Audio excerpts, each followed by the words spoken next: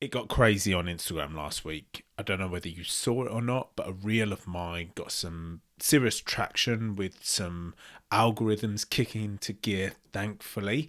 And it just started reaching 10,000 people, 50,000 people, 100,000 people. And it's now at 1 million views in total. And that is astronomical numbers, especially for a topic like this. And I believe the reason why that went so crazy, as opposed to on the other platforms, which I posted exactly the same piece of content, and it got some traction because it was a strong video, but it didn't get as much traction as it did on Instagram with the 1 million views. And I know the reason why it's done that. It's because of some of the comments. So we got the what we all know as trolls. The internet trolls came at that video and started to put comments in the comments section, which got an immediate reaction from people who understand this topic and take it seriously. And then it created a fight in the comments section, and then of course then it kicks the algorithm into gear, and therefore you have this reach. Now on LinkedIn, Facebook, Twitter, YouTube, all of those other platforms that I posted it on, the internet trolls didn't get there, and therefore it didn't create this stir of emotion. Now we're going to get into what all of that is. If you never saw any of that, if you didn't see any of that and you're super curious and want to read through the comment section before I pick out a couple of the comments which are absolutely going to blow your mind with what some of the people said, please go ahead and do that. Jeremy Indica on Instagram is my handle. But yeah, I'm going to pick out a couple of the comments which you are literally not going to believe what some people said to that video. Now, the video was the first time that I have posted pictures of me and the man that did this to me when I was a child. I've had them for a long time. I've had them for maybe a year, and I've just been sitting on them a little bit just to think about what I actually want to do with them and what I want to say with them.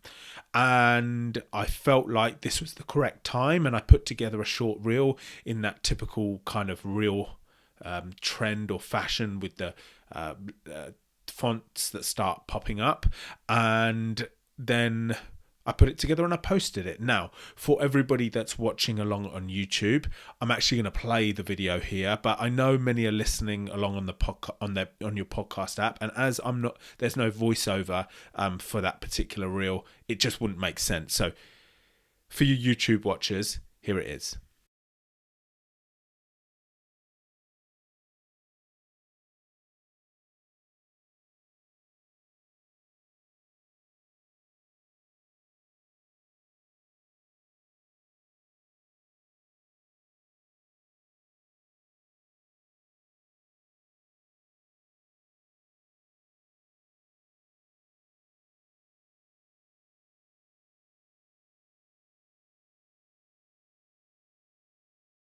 Okay, so you can see how powerful that reel is. And for everybody that's listening on your podcast app, it is those pictures of me and the man that did this to me. But I am showing that there's no problem with this man. I've got my arms around him. I'm smiling. There's no problems. And then I go into some text which talks quite explicitly about what happened between me and him. And I'm not sure whether that's even the correct terminology to say happened between me and him. What he did to me, teaching me how to kiss, teaching me how to masturbate him, teaching me how to perform oral on him. Now that is the shocker in the video, and I know for all of us that's so crazy to think of a child in that situation not telling anybody, not showing anybody that what was going on, but yet that was the case. Now I believe it's actually those parts of the video that people really latched onto. Now, I'm going to pull up a series of the comments that really caused havoc in the comments section. A lot of an emotion, and I felt it too. And I did say that I feel very fortunate that I have developed a thicker skin over the years that I've been doing this that I can kind of bat those comments away without getting too emotionally involved. I definitely know if those comments had come to me in my early days of doing this, my goodness, it could have stopped me in my tracks completely. It could have led me to believe that actually I'm not dealing with the internet here. I'm not going to do this. If this was in the opening, if I received those comments in the opening year of me doing this, yeah, I'm not sure I would have been able to handle it. But, you know, I've evolved as a person. I have learned a lot about how the internet works. And yeah, let's go through some of these comments. The big one that I believe kicked the algorithm into gear. And for those that don't know about algorithms, when a platform's AI computer system sees that your post is getting a lot of interaction, meaning there's conversation in the comments section, people are watching the video, people are spending time on your particular post, it rates it as being very interesting or worthwhile spreading to more people. So I believe this comment is the one that kicked that off. The comment reads, "You obviously enjoyed it." Enjoyed it in capital letters. And the profile of this is by a woman. And when I actually saw this comment, it had like 500 likes alongside the comment. It's now up at 2,000 likes on this particular comment. You obviously enjoyed it. Now, obviously that makes us feel so angry because it's a complete misunderstanding of a child who is being led into a sexual abuse situation. But the comment of "you obviously enjoyed it" is actually quite a challenging one to absorb, because the answer to that is, well, yeah, I did, you know. I loved the attention. I must have got some kind of response physically to the touch. When he was playing with my genitals, he knew how to make them tingle, and at some point that must have felt all right for me in my brain as an 8-year-old boy growing up in 1993, where kids didn't know what they know now. They didn't know any of the rules around their body, around consent, around abuse. So I was an oblivious child, but still receiving, or my body was giving me some kind of good feedback to what he was doing to me.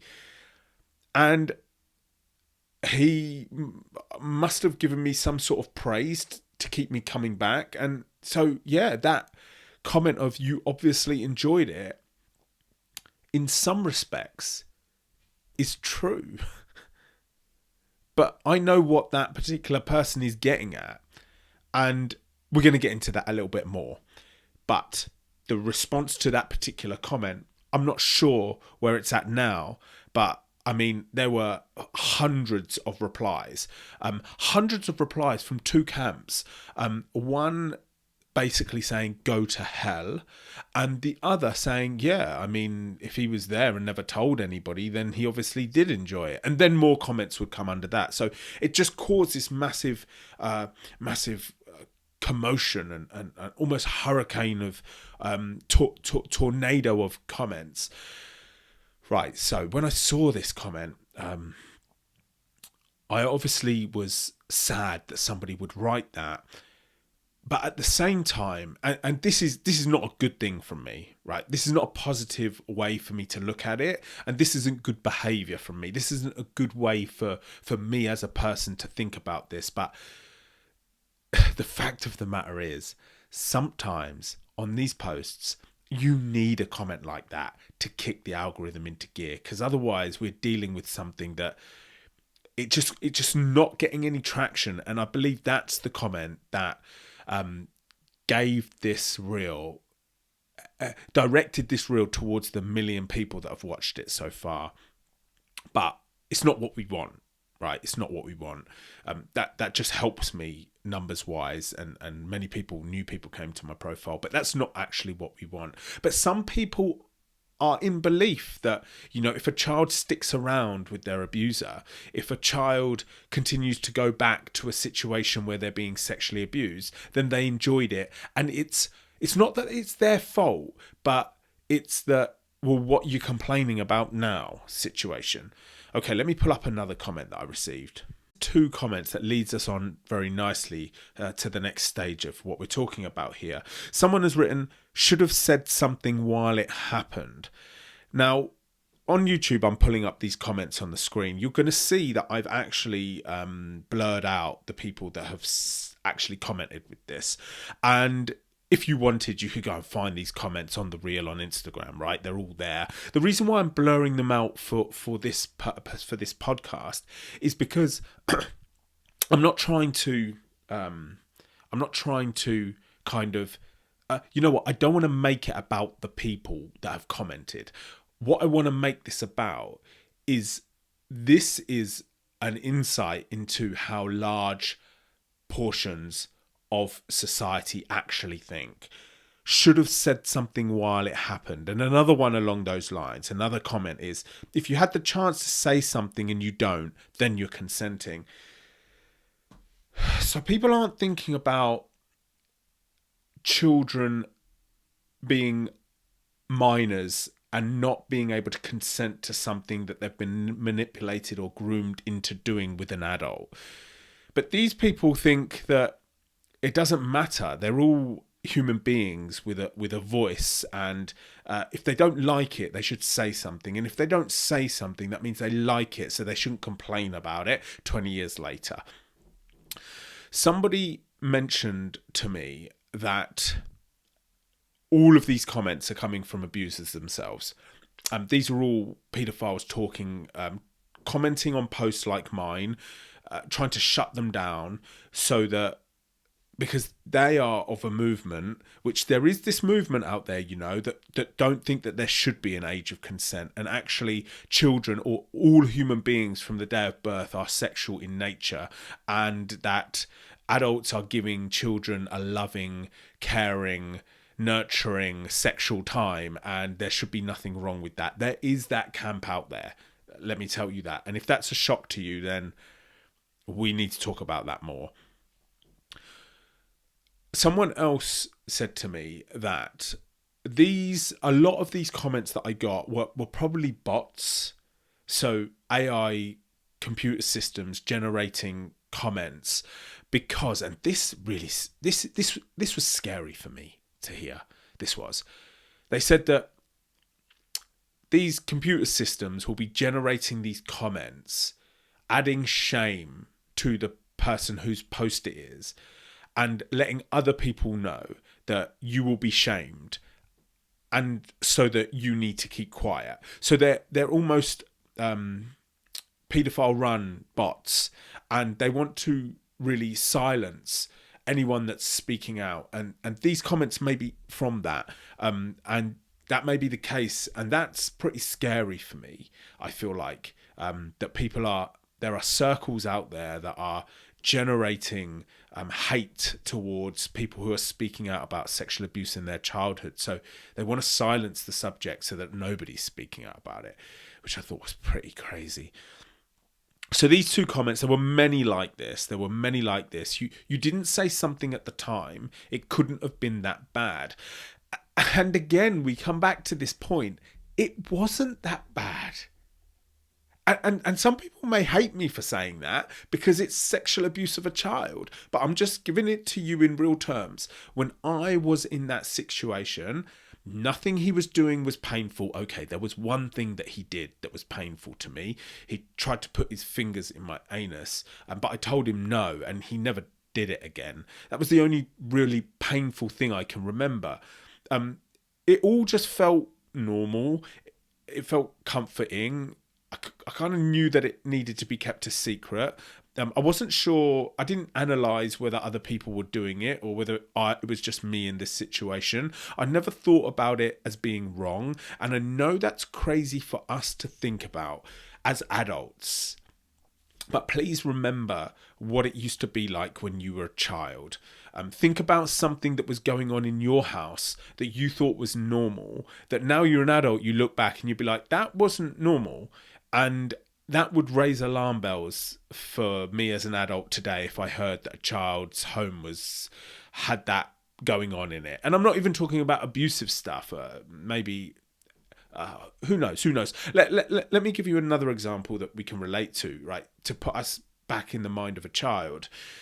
So let's say at your house, you always had dinner in front of the TV, right? Passing no judgment on any parents that decide to do that. That's not the point of this analogy.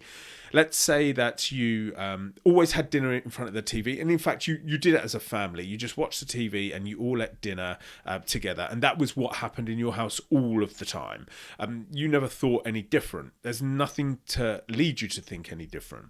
Then when you get to an age and you start going around friends' houses for dinner, you go around a friend's house and you see that actually they never eat dinner in front of the TV. They always eat it on the table and they always chat at the table. And you're like, that's a bit weird. I thought our way was normal. And you're an 8-year-old child. So the only way you could analyze what's going on in your house is by seeing something different. But what's going on in your house is completely normal and you just don't think anything of it. Let's get ourselves in the mind of a child, right?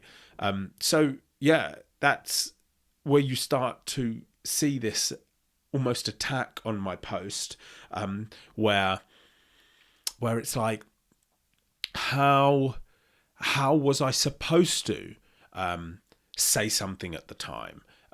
Especially in 1993, as I mentioned.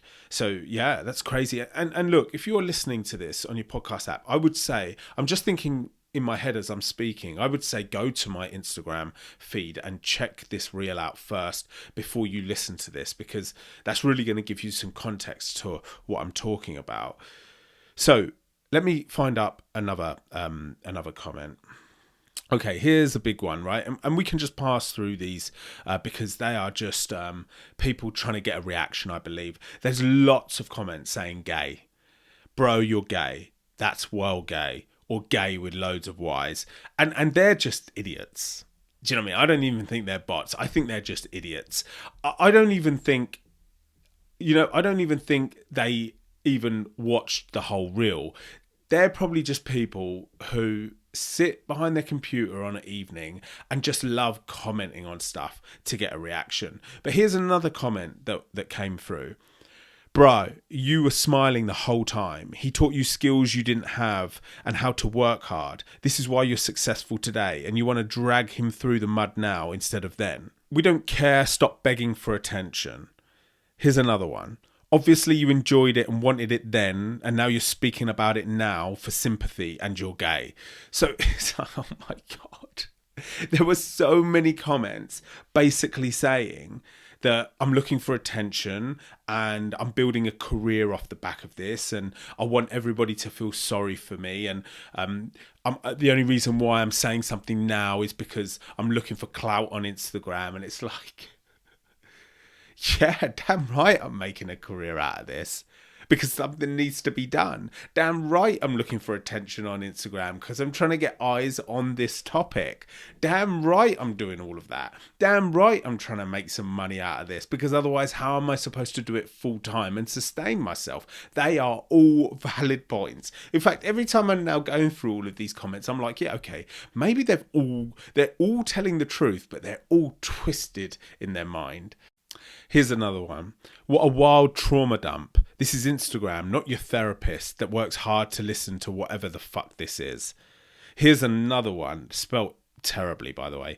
Mostly your fault for being unable to analyse such a situation. You can't call it SA or shit like that because you consented to it by not retaliating. Your own fault, so don't blame him.